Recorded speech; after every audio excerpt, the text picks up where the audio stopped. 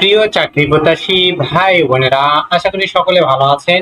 আপনাদের জন্য আরেকটি নতুন নিয়োগ বিজ্ঞপ্তি নিয়ে আমি হাজির হলাম।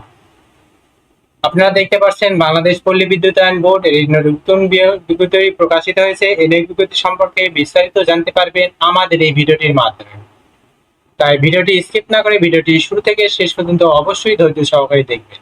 এই নিয়োগ বিজ্ঞপ্তির আবেদন পদ্ধতি কেমন, পরীক্ষা কোথায় অনুষ্ঠিত হবে, কোন পদে কতজন লোক নেবে, শিক্ষাগত যোগ্যতা কেমন, বেতন স্কেল কেমন, সুযোগ সুবিধা কেমন, পরীক্ষাটি কোথায় অনুষ্ঠিত হবে, বিস্তারিত থাকছে আজকের এই ভিডিওটিতে। আপনারা দেখতে পাচ্ছেন বাংলাদেশ পল্লী বিদ্যুতায়ন বোর্ড, কবিস মানব সম্পদ দপ্তর, সদর দপ্তর ভবন, নিকুঞ্জ 2, খিলক্ষেত, ঢাকা 1229। 14 মে একটি নতুন নিয়োগ বিজ্ঞপ্তি প্রকাশিত হয়েছে। বাংলাদেশ পল্লী বিদ্যুতায়ন বোর্ডের আওতাধীন পল্লী বিদ্যুৎ সমিতিতে নিম্নবর্ণিত শূন্য পদে লোকবল নিয়োগ প্রদান। প্যানেল তৈরির নিমিত্তে বাংলাদেশের স্থায়ী বাসিন্দা নাগরিকগণের নিকট পদের পাশে বর্ণিত যোগ্যতা সম্পন্ন প্রার্থীদের শর্ত সাপেক্ষে অনলাইনে দরখাস্তের আহ্বান করা হচ্ছে। 1 নম্বর পদ হলো বিলিং সহকারী, অন প্রবেশন, মহিলাদের জন্য সংরক্ষিত। পদটি হলো স্থায়ী, পদসংখ্যা হলো 690টি। বয়সীমা হলো 2/6/2025 খ্রিস্টাব্দে তারিখে 18 হইতে 32 বছরের মধ্যে হতে হবে। শিক্ষাগত যোগ্যতা হলো এইচএসসি পাস, 5 এর ভিতর 3.00 উত্তীর্ণ হতে হবে। প্রার্থীর গাণিতিক বিষয়ে ভালো জ্ঞান এবং কম্পিউটার দাপ্তরিক যন্ত্রপাতি পরিচালনায় অভিজ্ঞতা থাকতে হবে। প্রতি মিনিটে ন্যূনতম শব্দ 10 এবং ইংরেজিতে প্রতি মিনিটের ন্যূনতম শব্দ হলো 30।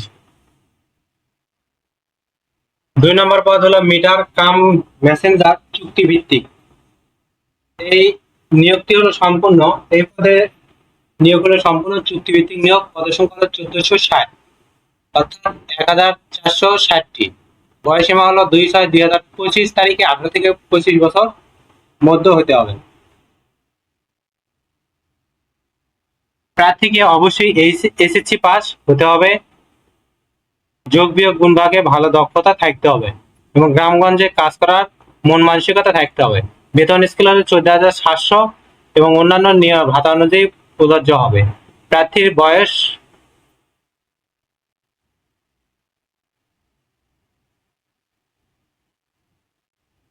অনলাইনে আবেদনের ফি জমাদানের শুরুর তারিখ হলো 20/5/2025 সকাল 10 ঘটিকা হতে শুরু হবে।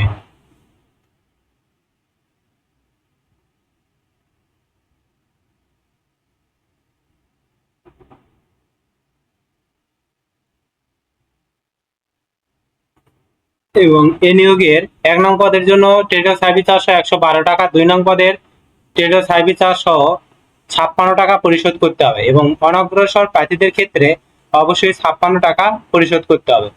এবং আবেদন করার 72 ঘন্টার ভিতর যারা পরীক্ষার ফি পেমেন্ট করবেন না, অবশ্যই তাদের আবেদনটি গৃহীত হবে না।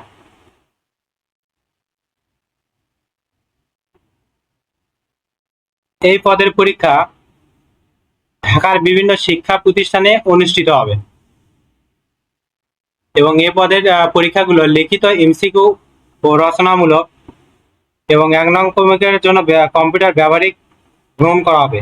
লিখিত পরীক্ষায় উত্তীর্ণ প্রার্থীগণ কেবল মৌখিক পরীক্ষায় অংশগ্রহণ করতে পারবে, অর্থাৎ লিখিত টাইপ এমসিকিউ পরীক্ষা অনুষ্ঠিত হবে। আশা করি সকলে বুঝতে পারছেন।